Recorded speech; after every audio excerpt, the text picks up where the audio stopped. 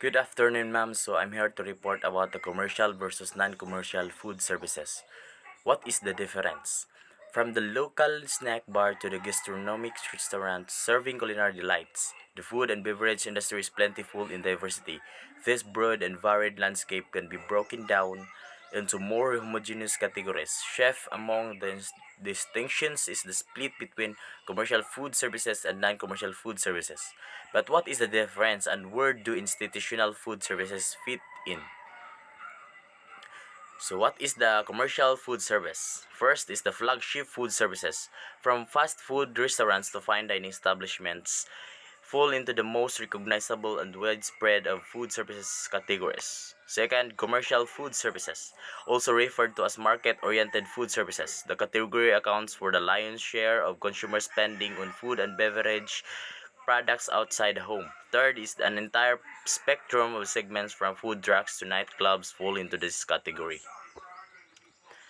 The primary goal is selling food and beverage product the primary goal in this setting? If the answer is yes, you are dealing with a commercial enterprises. Second, ensuring a positive guest experience may be conducive to reaching this goal. Full service restaurants, which come in many shapes and sizes from high end, niche outlets to casual. Family oriented restaurants seek to do so by providing friendly table services. Third is quick service restaurants. On the other hand, aim to appeal by offering speed, efficiency, and competitive prices, while keeping the service level to a minimum. This is just the tip of the iceberg in terms of segmentation in this category. Next is the profit orientation, funding, and financial viability. First, in line with their primary goal, commercial food and beverage outlets must be financial viable as they operate on a for-profit basis, with funding unlikely to be funneled in from elsewhere. Other hand, personal financial sacrifice or the parent company, all operation endeavors are geared towards ensuring profitability. Third, from choosing suppliers offering products at the right price while also considering what customers will expect in terms of transparency, sourcing to USPS, experience, design in the pursuit of repeat business, and good reviews, money must be made. Next is the ownership, legal form, and organizational structure. Commercial food and beverage outlets are usually private owned. They may be independent legal entities, franchises, or from part of a chain. Quality of fare and dining experience. Excellent quality, unique interior decor, or otherwise, the enterprise is inherently motivated to please its guests. Next is commercial F&B outlets. Example: service restaurants, drive-through outlets, outlets within retail stores, fast food restaurants. Number 2, limited service is restaurants. Number 3, full service restaurants, fine dining restaurants, family restaurants, ethnic restaurants, casual restaurants.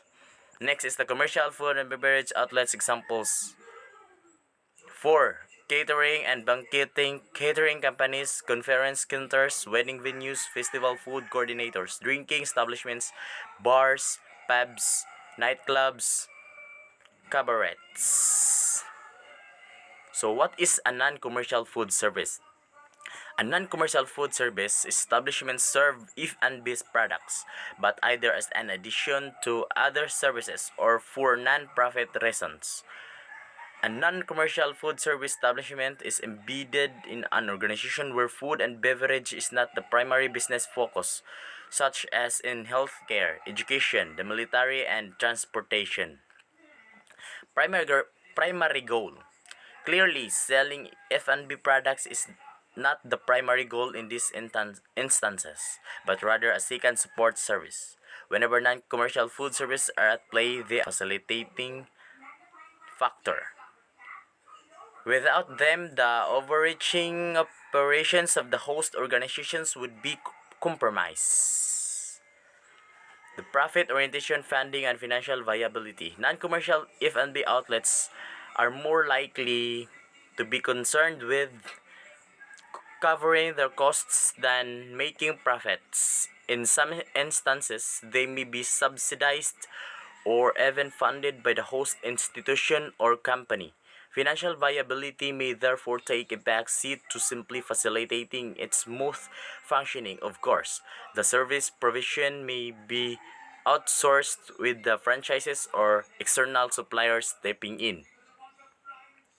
Third, in these cases, the operator itself is profit-oriented but may have to make some concessions in service designed to accommodate the host's specific needs and circumstances.